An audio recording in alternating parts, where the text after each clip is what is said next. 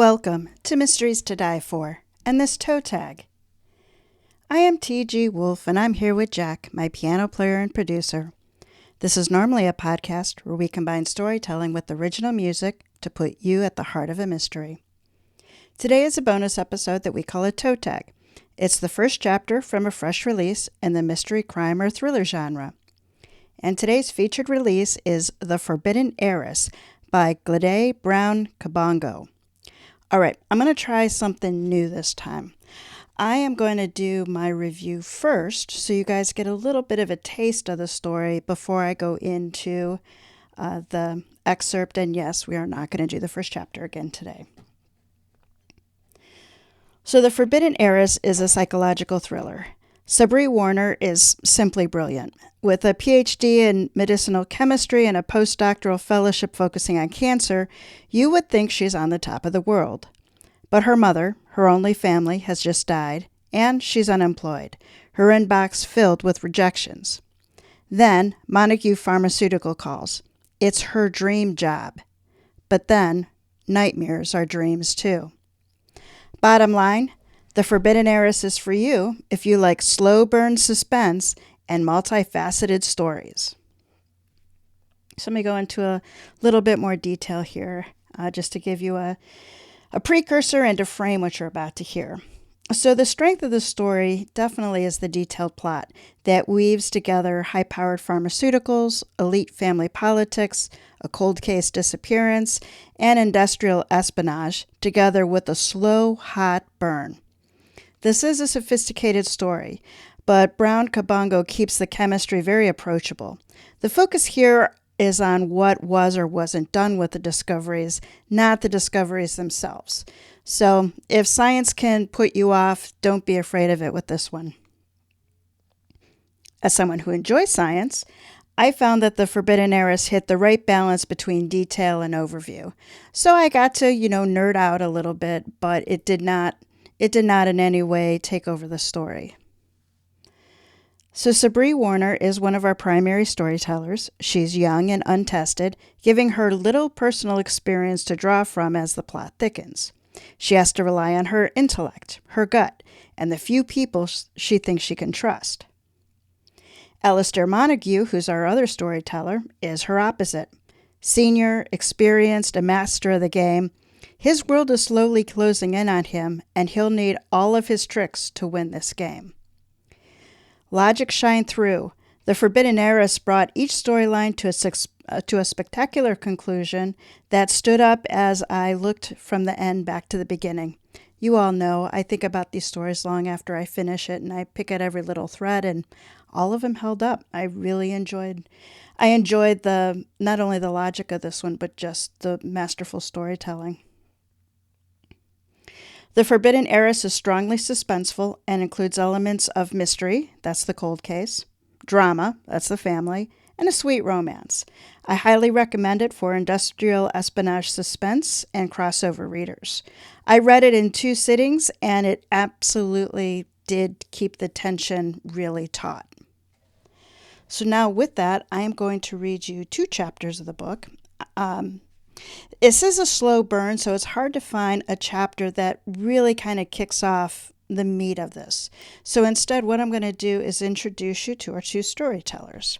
We'll do one of Sabree's chapters, and then we will do one of Alistair's. And I'm going to adjust my mic, which is probably going to drive Jack crazy because he hates when these sounds get on the recording. All right. Chapter 2, Unknown Woman. It felt wrong somehow, the apartment without her mom's presence. Too quiet, too empty. But that morning, Wakefield had carried on with its predictable summer rhythms. Joggers and dog walkers had nodded at each other with the easy familiarity of neighbors on the 3.5-mile walk of the trail. The commuter rail platform had buzzed with the morning rush of working professionals, taking the 35-minute ride to Boston, their conversations a mix of topics ranging from overtime to kids' soccer games. Sabree moved through the apartment like a ghost, trailing her fingers over familiar things that now felt foreign. Her mother's favorite coffee mug drying in the dish rack, the dog-eared cookbooks tucked into the cubby above the stove, and the row of potted plants leaning toward the light on the kitchen windowsill. A single west-facing window in the living room offered a sliver of Lake Quannapowitt, visible only from the perfectly angled view between the outline of the neighboring homes. Their second-floor unit sat in a modest, aging brick complex on one of Wakefield's quieter streets. It had 3 stories and no elevator, but a certain dignity in its weathered siding and flower boxes out front.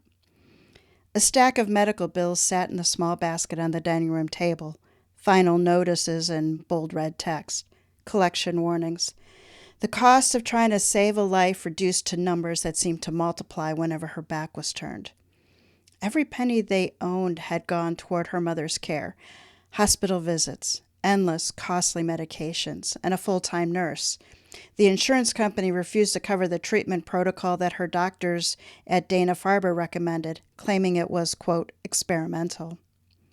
Sabree deeply regretted that she hadn't spent every waking moment with her mom in the final months of her life. April had insisted Sabree stay focused on her research. It's the only way to secure your future, she said. Her only parent dying was never part of the future Sabree had envisioned. Ralston Labs, the small but highly respected academic lab where she'd completed her postdoc fellowship, had been unable to offer her a position as a research scientist, despite long-term partnerships with Harvard, MIT, and the National Institutes of Health. Recent NIH funding to Ralston had fallen short of previous years. Sabree suspected it was the reason they couldn't afford to hire her, leaving her with few job options. Though her body ached with crippling exhaustion, she began the impossible task of sorting through her mother's belongings to take her mind off her spiraling thoughts. Sadly, she had no siblings or other relatives to share the burden with. Sabree was an only child, and her mother had been an only child, her parents long dead. When she found an old photo album at the back of her mother's chest, tucked inside a hat box beneath tissue paper that had yellowed with age, a gnawing sense of unease circled. She'd never seen it before. She sat on the floor and turned the album over. This one was unlike her mother's other photo books. While Mom appreciated the ease by which images could be captured with mobile devices, she preferred viewing family photos the old-fashioned way. "I can't feel a picture through the screen, Sabree," she would say, "and I can't write on the back of it either." But this picture album was decades old, its leather binding cracked and worn. Sabree opened it. The first pages held familiar shots. Sabree's early years, kindergarten, school plays, science fair, Sabree and her mother in the Easter Sunday best when Sabree was 10. But halfway through, the album's character changed. The first photograph, worn at the edges and slightly faded with time, appeared to be from the 1990s, judging by the clothes. 2 young women, smiling at the camera, stood side by side, their arms slung around each other. Sabree recognized her mother immediately. Her familiar high cheekbones, wheat blonde hair pulled into a messy ponytail, and her fair skin flushed, as if the picture had been taken on a warm day. But it was the woman beside her who caught Sabree's attention. She was striking, with deep brown skin and dark, intelligent eyes, her curls framing her face.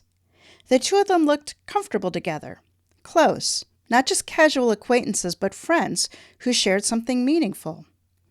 Frowning, Sabree turned the photo over in her hand. No names, no date, just another piece of her mother's life she had never known. She traced the unknown woman's face with her finger. There was something about her features that tugged at something deep inside Sabree's mind. The shape of her eyes, the curve of her smile. Could this be a clue to her father's identity? "Your father was a postdoc in Langer Lab when I worked there as an office coordinator," her mother had once said, her voice distant. "He was smart and driven. He came here from Ghana to study. We weren't serious. He was always focused on his work. After he finished his fellowship, he went back home, took a job with an up-and-coming biotech company." But her mother never revealed his name to her, no matter how much Sabree pushed, pleaded, or pouted. "He left before I found out I was pregnant," she explained. "What good could come from revealing his name?" He wasn't interested in starting a family. His work was what drove him, so I saw no reason to put you through that pain. Sabree never understood her mother's logic, since she couldn't determine whether her mom was trying to spare Sabree from her father's possible rejection, or as she claimed, or if there was another reason. Many a night, Sabree had stayed up late, staring at the bedroom ceiling and fantasizing about what her father was like, whether she shared any of his features.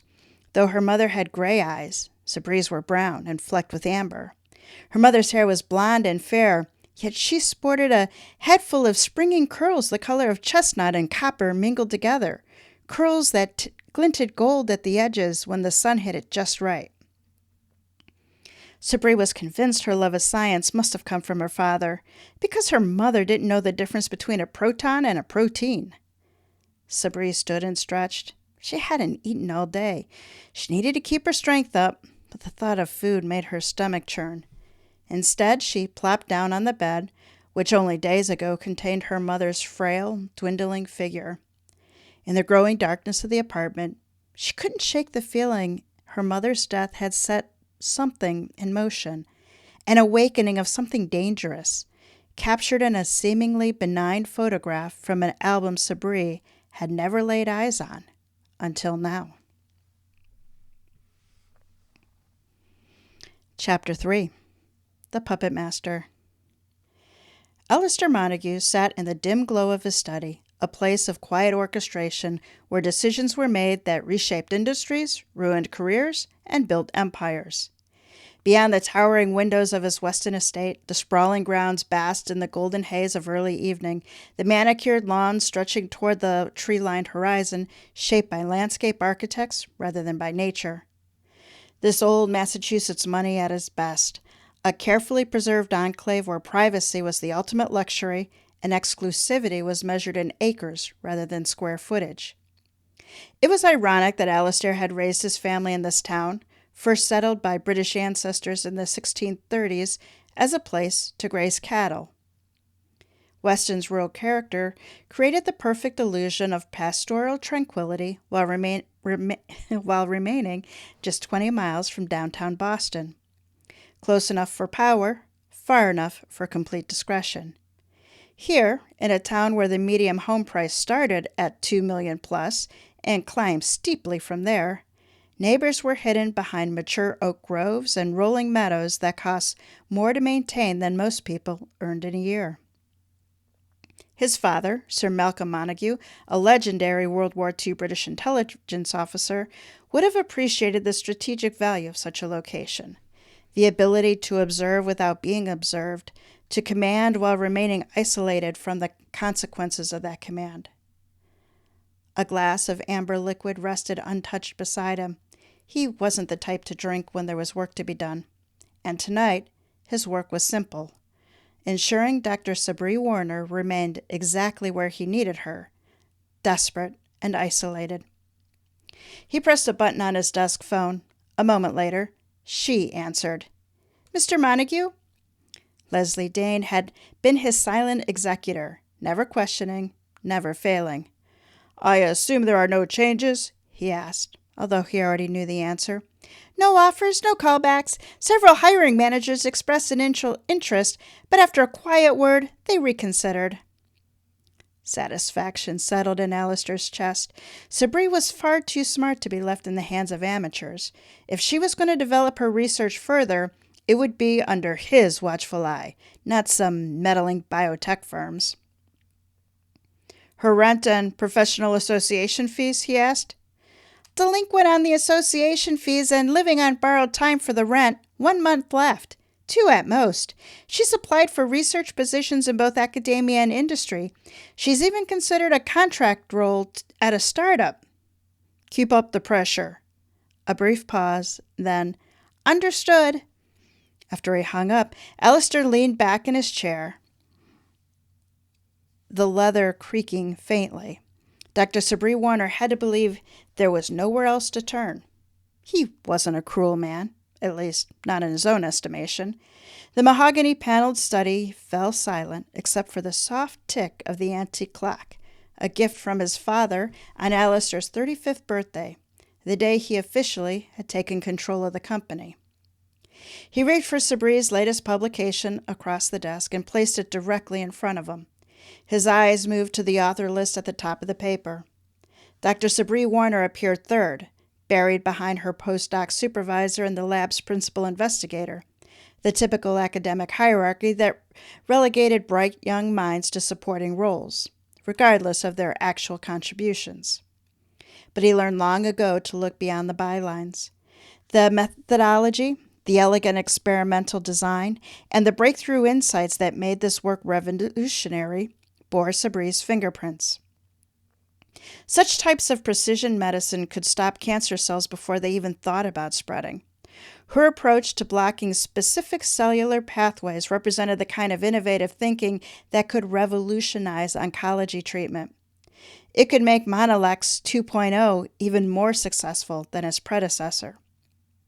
Alistair let the focus drift to the silver-frame photograph positioned carefully beside his Ridley lamp. 2 10-year-old boys grinned at the camera, identical except for his brother Edward's slightly smaller frame and the subtle pallor that had become more pronounced in those final months. The rare genetic disorder that had claimed his twin had been swift and merciless. No amount of medical intervention could have changed the outcome. But cancer was different. He firmly believed that there would come a day when the disease would be outmaneuvered if science had the right weapons. Alistair's father moved the family, him, his wife Gillian, rest her soul, and young Alistair, from London to Boston 6 months after Edward's funeral, abandoning the modest pharmaceutical company he'd built on post-war government contracts and wartime intelligence connections. His father had explained to Alistair how he watched British companies like Imperial Chemical Industries invest heavily in American-style research approaches. In post-war Britain, pharmaceutical development was still constrained by traditional approaches and conservative medical practitioners. "Americans think bigger," Sir Malcolm had said.